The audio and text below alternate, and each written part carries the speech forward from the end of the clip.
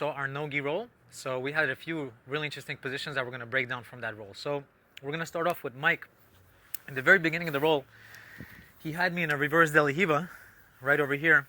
And what he was doing is he was elevating me with the reverse deli hiva, and he made me post my hands. Yeah, so ideally from here, I was trying to get Alex to post, get some distance, make this leg light, so I could look to come up for a single leg or just finish the position there.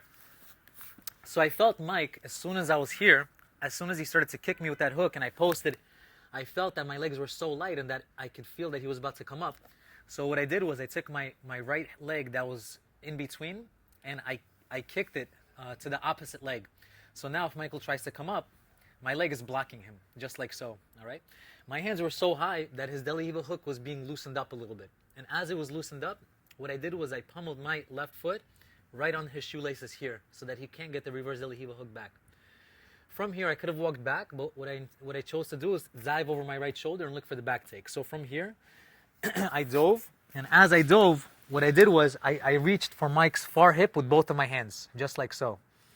From here, I'm looking for two things. I'm either looking to bring my knee behind Mike's knee or my foot behind his calf. And what this does is it's going to help me rotate and turn his hips over so that I can start to expose his back. While this was happening, Michael was trying to counter a little bit. So in that movement, I felt that I was a little bit loose, so I opted for a twister hook. And then I was using the twister hook to turn Mike over, and then Mike turtled up. And what I did was I chose to come up, and then I started to look for a gable grip to look to turn Mike over. Okay? So one more time. So I was in a reverse deli hiva. I'm trying to pass. My strategy for a reverse deli hiva is actually not to go forward, it's to go back. But Mike did a great job by kicking and elevating me and making me post my hands. So as soon as I posted, I used my foot to block one. Then I reached my other shoelace to block his deli hiva hook. And then I rolled over my right shoulder. As soon as I rolled, I'm reaching for the far hip with both hands. From here, I'm looking to bring his hip onto my lap. I can again do it with my knee. I can make my hook here already, or I can put my foot behind his calf. What I did was I started to rotate, and as soon as I started to rotate, I started to look for a twister hook. From here, Mike went to his knees, so I had to come up, and as I came up, I put my knee on the floor, looking to take his back, and a little bit after Mike escaped. A lot of times when I'm doing Nogi, I always find myself in the reverse deli hiva position. So you saw that already covered by Alex. This time I was trying to set up another attack where I actually go straight into a saddle. Right, so I have Alex over here, reverse deli hiva. All right, always keeping my toes out, and always keeping my feet pointed in. So from here, what I'm looking to do is actually feed my outside leg all the way toward the inside and get a nice little reap going on already here. Now, in order for me to complete the saddle, I have to come up onto my shoulder, and as I go, I'm going to look to rotate, bring them down to the ground here, and now we can look for a heel hook right away. Alright, so again.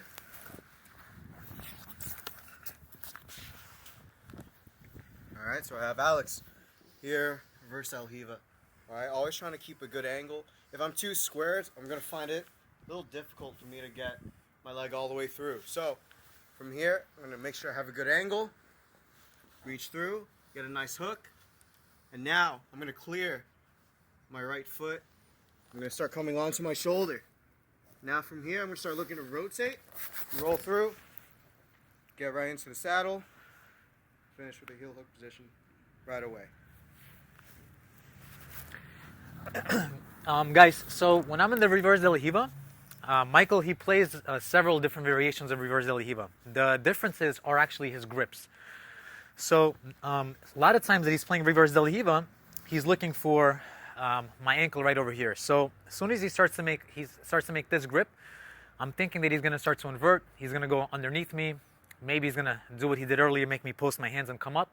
But in this variation, he was doing like a single leg grip right over here. So he had his arm around my leg. So because he's doing this, I know that it's going to be really hard for him to invert and try to go for my back. But I know that as soon as my foot gets clear, that he can start to go for the saddle position, right? So even more so when he started to threaten this hook. So during the roll, when Michael started to threaten this hook, and this is a really popular position, I see a lot of up and coming and a lot of top level competitors doing this position now. As he started to roll, what I did was I used my hand to start to reach for his far armpit, and as he started to invert, I kept my hook super tight so he can't clear it. If I lose this hook, then I'm in the saddle. So I made sure to keep this hook tight, and I rolled with Michael. So as he started to roll, I rolled, and then I threw my leg out. As soon as we ended up here, I reached through, and I found the seat belt. From my seat belt, I took my legs out. I walked my feet all the way from Michael. I put my chin right next to his neck. I started to go belly down, just so that I can start to sit him up and start to expose his back. From here, I didn't end up taking his back just like this, but my favorite way to take the back is lift and turn to one side, throw my hook, and fall over to that side, and then start to look for the back with the second hook. All right? So let's look at it over one more time. So Michael has the reverse delihiva with this grip, and a lot of times when I'm in here, I'm going to look to start to break this leg right here so that he can't start to reap and start to bring it over the top. And then I'm going to start to try to bring this hook and start to square back up with him and trying to pass his guard. However, Michael did a great job of lacing this toes over, and as he started to roll over his shoulders, I started to reach and I threw my body all the way over, just like that. From here, I connected my hands on the seatbelt. My leg was too loose for him to keep holding on. I kicked my legs out. My chin started going close to him. I started to walk my feet out, sitting him up, working to take his back from there. The last position we're going to work on is when I'm looking to guard pass, right? So I was over here with Alex, you know, on our feet, whatever. At one point, I was stapling my knee toward the ground, and Alex still kept his butterfly hook active. So whenever I feel someone's butterfly, it's very important that my head never goes toward the direction that he wants to elevate me, right? If it goes, it will fall. So the moment I start feeling the butterfly, I always want to keep my head low to the opposite side here. That way, even if they try elevating me, I'm more spread out. My body is keeping his shoulders pinned. All right, if my partner is able to come up to that shoulder, it's going to make the butterfly even stronger. All right, so I'm staying low. Now from here, what I'm looking to do, I'm looking to shuffle my body, shuffle my hips so I can bring my knee over for the knee slice. So I'm staying low, keeping my underhook. I'm going to walk my body over. As I go, I slice the opposite side. All right, now it's just a very textbook knee slice, or one of the things I've been working on lately is keeping my knee actually more engaged to my partner and keeping my foot out.